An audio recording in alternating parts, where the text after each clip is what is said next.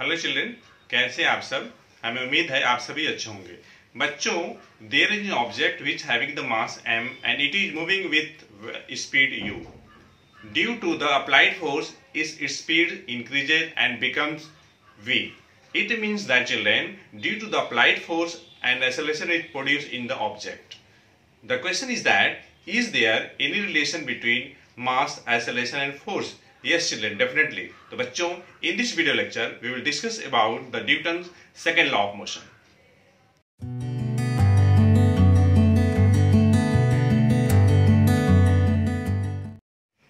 बच्चों, Sir Isaac Newton given three laws.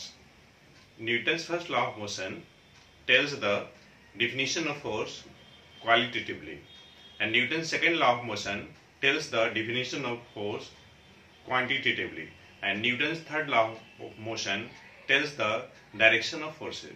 तो बच्चों, अभी हम लोग Newton second law of motion discuss करने जा रहे हैं। तो देखिए, suppose there is an object which having the mass m, which is moving with velocity u. Due to application of the force F is the force here, the speed of the object increases, and in this way the object acquires the velocity as v, which is greater than u. And here this is the force, here F is the force. Okay, तो बच्चों सबसे पहले हम यहाँ पे बात करेंगे momentum का। देखिए, मोमेंटम क्या होता है। किसी भी मूविंग ऑब्जेक्ट की जो मोमेंटम होती है, that is the product of mass and velocity, and momentum of an object is denoted as p and it is given as the product of mass and velocity. ठीक है, momentum vector quantity है जिसका ऐसा unit kg metre per second होगा, जिस unit gram centimetre per second होगा। अगर बच्चे हम लोग बात करेंगे इनिशियल और फाइनल मोमेंटम का, फाइनल मोमेंटम उसी टाइप से अगर हम बात करें इनिशियल मोमेंटम का, इनिशियल मोमेंटम की बात करें, तो देखिए बच्चों, initial momentum means product of mass and initial velocity, final momentum means product of mass and final velocity. अगर बच्चों हमें चेंज इन मोमेंटम की बात करनी है, तो देखिए, चेंज इन मोमेंटम के लिए हम लोग डेल्टा सिंबल इस्तेमाल करेंगे। This is the symbol children, del, और we can say delta, del और डेल्टा दोनों हम लोग प्रोनाउंसिएशन करते हैं। और अगर ये मोमेंटम में चेंज है तो डेल्टा पी, मास में होगा तो डेल्टा एम, वेलोसिटी में होगा तो delta V, and change in momentum is given as final momentum minus initial momentum. अगर किसी न्यूमेरिकल में आपको मान लीजिए इनिशियल मोमेंटम निकालना है तो मास इनटू इनिशियल वेलोसिटी कर दीजिएगा और यूनिट लगा दीजिएगा जैसा क्वेश्चन में दिया रहेगा, आइदर एसजी और SI. Final momentum m into final velocity कर लीजिएगा, चेंज इन मोमेंटम तो दोनों का डिफरेंस ले लीजिएगा। चलिए, ये मान लीजिए चेंज इन मोमेंटम है और ये आकर हुआ है in small time interval, small time interval delta T. ठीक है, यहां पे देखिए डेल्टा टी क्या है, स्मॉल टाइम इंटरवल है, किसके लिए, चेंज इन मोमेंटम के लिए। तो अगर हम लोग delta P upon delta T निकाल लें, ये क्या हो जाएगा, rate of change in momentum हो जाएगा। तो देखिए, डेल्टा पी कितना है, mv माइनस mu है, और ये नीचे डेल्टा टी है। न्यूमरेटर में मास कॉमन ले लीजिए, मास कॉमन तो v माइनस u हो जाएगा। ठीक है बच्चों, देखिए जैसे delta P change in momentum है, उसी तरीके से v माइनस यू क्या है, चेंज इन वेलोसिटी है। तो change in velocity v minus you के लिए हम क्या करने जा रहे हैं, डेल्टा v इस्तेमाल कर रहे हैं। एक चीज ध्यान दीजिएगा, यहाँ पे बच्चों v का मतलब केवल वेलोसिटी डिस्टेंस है। Here v doesn't denotes final velocity. Delta v में v है मतलब केवल वेलोसिटी है, और delta v means v minus you, और यहाँ पे स्मॉल टाइम आपका कितना है, डेल्टा t है। और बच्चों ध्यान से देखिए, ये क्या है, this is the rate of change in velocity means what, acceleration. In this way children, rate of change in momentum delta p upon delta t equals to product of mass and acceleration। तो हमारे पास ये result हो गया, क्या result हो गया, delta p upon delta t equals to m into a. बच्चों ये भी जो रिजल्ट है बहुत इंपॉर्टेंट है, क्या है ये, rate of change in momentum equals to product of mass and velocity. अब देखिए न्यूटन का सेकेंड लॉ क्या है। न्यूटन ने यह बताया कि the rate of change in momentum of a moving object is directly proportional to the force applied. तो यहां पे फोर्स कितना है, F अप्लाइड हो रहा है, ये किसके डायरेक्टली प्रोपोर्शनल होगा, rate of change in momentum का। और यहां पे देखिए हम लोगों के पास रिजल्ट क्या है, delta P upon delta T किसके बराबर है, m इंटू ए के। आप रख लीजिए ना, क्या दिक्कत है। तो m directly proportional to m into a. हम लोगों ने क्या किया, हम लोगों ने फर्स्ट का यूज किया है, ठीक है बच्चों। अगर आप यहां से ये देखिए डायरेक्टली प्रोपोर्शनलिटी का साइन है, सिंबल है, अगर इसे आप हटाना चाहते हैं तो आपको क्या चाहिए, एक कांस्टेंट की जरूरत पड़ेगी। तो आप कांस्टेंट ले लीजिए कि, ठीक है। अब बच्चों यहां तक आप नोट डाउन करिए, तब तक मैं एरेज करने जा रहा हूं। बच्चों हमारे पास जो अब रिलेशन है, F equals to K times M A, this is the relation where K is a constant of proportionality।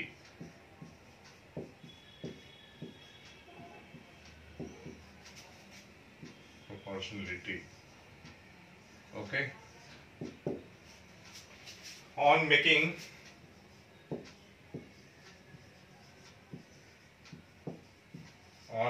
suitable choice of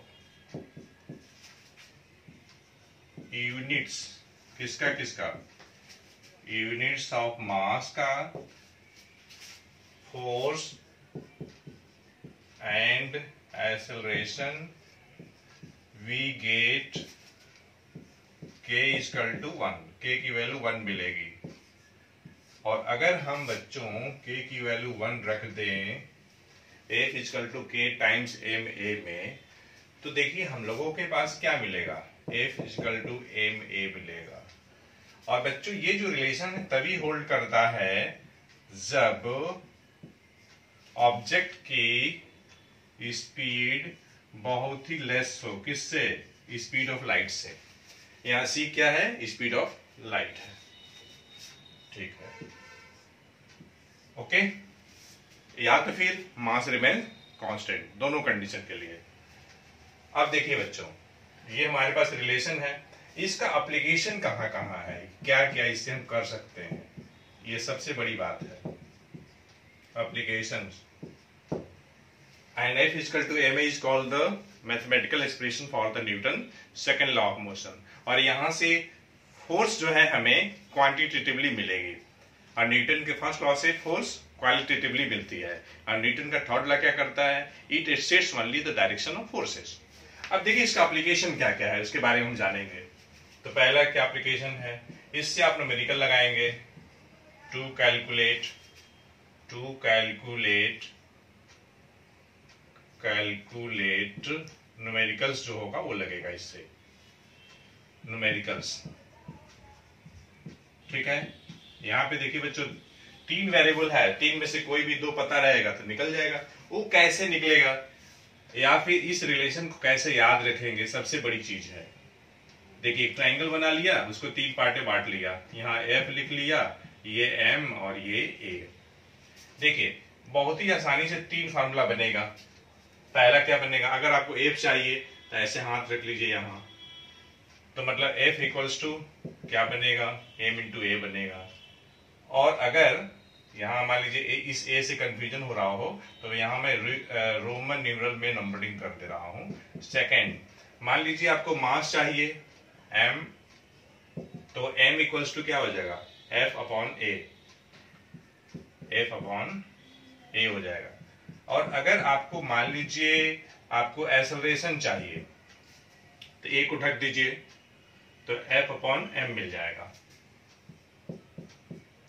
तो इस तरीके से आप जो है इसको मेमोराइज कर सकते हैं, ये बताया गया है इसमें। ये एक एप्लीकेशन हो गया। और क्या कर सकते हैं इससे, इससे आप यूनिट निकाल सकते हैं, यूनिट्स ऑफ फोर्स निकाल सकते हैं। कैसे, वो देखिएगा ध्यान से, कैसे आप यूनिट ऑफ फोर्स निकाल सकते हैं उसके बारे में हम लोग अभी डिस्कस कर रहे हैं। तो देखिए यूनिट ऑफ फोर्स 2 टाइप का होगा।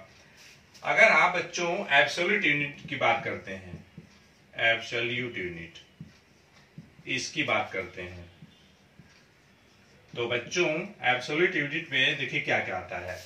इसमें आपका आ जाएगा न्यूटन आ जाएगा, न्यूटन जिसका सिंबल कैपिटल एन है, और ये ऐसे, ठीक है। और इसमें क्या आ जाएगा, डाइन आ जाएगा। ओके। अगर आप ग्रेविटेशनल यूनिट की बात करते हैं, ग्रेविटेशनल, तो ग्रेविटेशनल यूनिट किसकी, फोर्स की। तो देखिए इसमें क्या क्या आएगा, इसमें आपका ग्रेविटेशनल यूनिट केजीएफ लेते हैं, किलोग्राम फोर्स, और नहीं तो ग्राउंड फोर्स लेते हैं। ठीक है। देखिए बच्चों इसको मैं ऐसे समझा रहा हूं, जैसे मान लीजिए ये 1 kg मास का कोई ऑब्जेक्ट है, इस पे आपने एक अननोन फोर्स लगाया है। फोर्स आपने लगाया जिससे इसमें acceleration 1 metre per second square produce हुआ, तो आपने जो अननोन फोर्स लगाया है दैट इज 1 न्यूटन। अगर मान लीजिए एक ऑब्जेक्ट हमारे पास कुछ ए है, इसका मास सपोज कर लीजिए 1 ग्राम है, इसमें आपने फोर्स लगाया और इसमें 1 सेंटीमीटर पर सेकेंड स्क्वायर का एक्सेलरेशन प्रोड्यूस हुआ, तो हम ये कहेंगे कि इसमें जो हमने जो फोर्स लगाया था दैट इज 1 डाइन। ओके। अब हम बात कर रहे हैं केजीएफ का और जीएफ का। तो देखिए अगर कोई ऑब्जेक्ट हमारे पास है, सपोज कर लीजिए यही कोई ऑब्जेक्ट है जिसका मास 1 kg है, तो इसमें ग्रेविटी के द्वारा जो फोर्स लगेगी 1 kgf लगेगी। और अगर हमारे पास एक ऑब्जेक्ट ऐसा है, ये मान लीजिए जिसका मास 1 ग्राम है, तो इस पे जो ग्रेविटी के द्वारा जो फोर्स लगेगी 1 gf होगी। तो बच्चों तब तक आप इसको ब्यूटीफुल राइटिंग में नोट डाउन करिए, मैं इसको अरेंज करने जा रहा हूं। तो बच्चों हम लोग नेक्स्ट एप्लीकेशन डिस्कस करेंगे। तो देखिए जो थर्ड एप्लीकेशन है बच्चों F इक्वल टू ma का ग्राफ पर्पस के लिए, ग्राफ के लिए। तो इसमें देखिए बच्चों हम लोग 3 केस की बात करेंगे। Case first for constant mass, constant mass की बात करेंगे। हमारे पास रिलेशन क्या है बच्चों, हमारे पास देखिए रिलेशन है F इक्वल टू ma। इसमें हम मास को कांस्टेंट रखने जा रहे हैं, कांस्टेंट। तो क्या बचा, फोर्स बचा और एक्सेलरेशन बचा। ठीक है।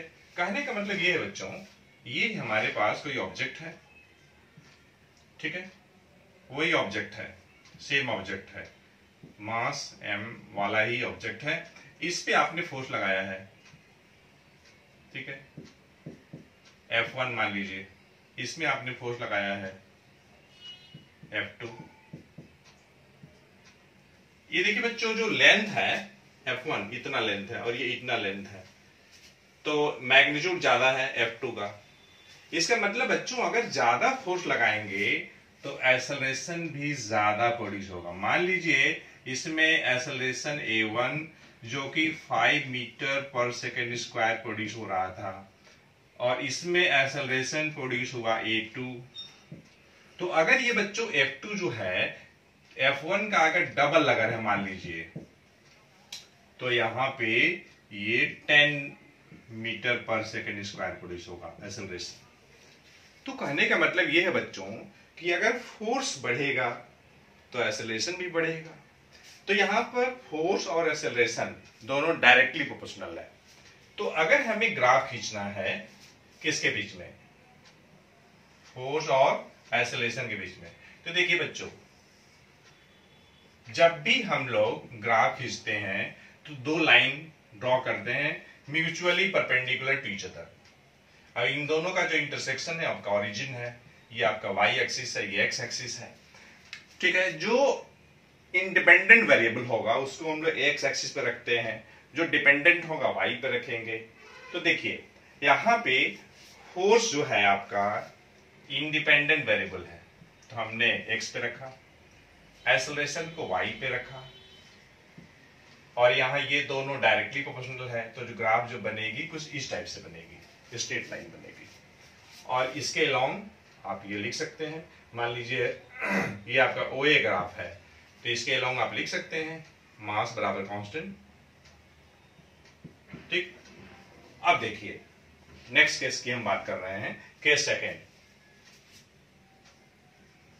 Case second for constant acceleration constant के लिए, तो हमारे पास रिलेशन क्या है, F=ma, ये रिलेशन है। A कांस्टेंट है, इसमें मास कांस्टेंट नहीं बच्चों। तो मान लीजिए हमारे पास एक ऑब्जेक्ट ये है और एक ऑब्जेक्ट आपका ये है, ठीक। इन दोनों में फोर्स आप लगा रहे हैं, बस दोनों में देखिए सिमिलरिटी ये है कि दोनों में आपको जो एक्सेलरेशन प्रोड्यूस करना है कांस्टेंट प्रोड्यूस करना है। मान लीजिए 5 मीटर पर सेकेंड स्क्वायर आपको दोनों में एक्सेलरेशन प्रोड्यूस करना है, ध्यान दीजिएगा अच्छे से। तो जाहिर सी बात है मास अलग अलग है, एक आपका लाइटर है एक हेवियर है, ठीक। और एक्सेलरेशन आपको प्रोड्यूस करना है, कांस्टेंट प्रोड्यूस करना है।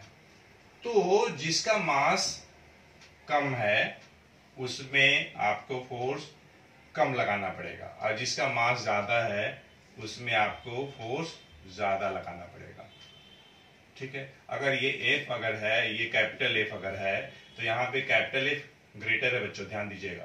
कैपिटल F जो होगा ये ग्रेटर होगा स्मॉल f से। तो अगर हमें ग्राफ खींचना है बच्चों यहाँ पे, तो कुछ इस टाइप से ग्राफ बनेगा। ये देखिए y एक्सिस, ये ओरिजिन, और ये आपका x एक्सिस है। यहाँ पे देखिए फोर्स और मास, तो बच्चों मास यहाँ पे इंडिपेंडेंट वेरिएबल होगा और आपका फोर्स डिपेंडेंट वेरिएबल होगा, क्योंकि फोर्स यहाँ पे मास पे डिपेंड करेगा।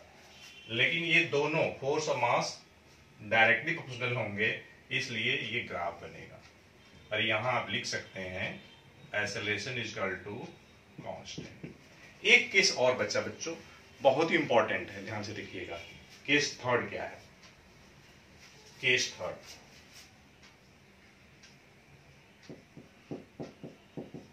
Case third for constant force, force he constant है। तो मान लीजिए ये कोई ऑब्जेक्ट है, एक दूसरी ऑब्जेक्ट है, एक आपका लाइटर है एक हेवियर है, दोनों में आप क्या कर रहे हैं, एक बराबर फोर्स लगा रहे हैं। फोर्स दोनों में एक बराबर है, मतलब यहां भी 10 न्यूटन का और यहां भी मान लीजिए 10 न्यूटन का फोर्स लगा रहे हैं। तो जाहिर सी बात है फोर्स आप इक्वल लगा रहे हैं, तो जो लाइटर बॉडी होगी उसमें एक्सेलरेशन ज्यादा होगा और जो हेवियर बॉडी है उसमें एक्सेलरेशन कम होगा। अगर मान लीजिए इसमें एक्सेलरेशन आपका a है या a1 है और इसमें a2 है, ठीक है, तो जाहिर सी बात है कि a2 जो होगी, a2 ये लेस होगी किससे, a1 से, ठीक है। अगर आपको ग्राफ खींचना हो तो देखिए बच्चों, केयरफुल रहना है इस केस में। बाकी दोनों केसेस के कंपैरिजन में थर्ड केस में ग्राफ थोड़ा अलग बनेगा। F इक्वल टू ma, मेरे पास ये रिलेशन था, ठीक है। यहां पे हमने फोर्स को कांस्टेंट ट्रीट किया, फोर्स कांस्टेंट है तो बचा क्या, मास और एक्सेलरेशन। मतलब बच्चों, product of mass and acceleration is constant. It means that here mass and acceleration both will be reciprocal to each other, inversely proportional होगा। अब देखिए, मास और एक्सेलरेशन में मास जो होगा इंडिपेंडेंट वेरिएबल होगा जो कि एक्स एक्सिस पे रखेंगे, और एक्सेलरेशन किस पे रखेंगे, वाई एक्सिस पे। और देखिए यहां पे जब ग्राफ खींचेंगे बच्चों, कुछ इस टाइप से ग्राफ आएगा, लेकिन ये ग्राफ नहीं वाई एक्सिस से मीट करेगी, नहीं एक्स एक्सिस से मीट करेगी। अब ये जो आप ग्राफ जो पाए हैं बच्चों, ये हाइपरबोला इसको बोला जाता है, हाइपरबोला, इस शेप को कहते हैं बच्चों। तो बच्चों हमें उम्मीद है न्यूटन सेकंड लॉ से रिलेटेड सारे कंसेप्ट आपके क्लियर हो गए होंगे। Thanks for watching the video lecture children.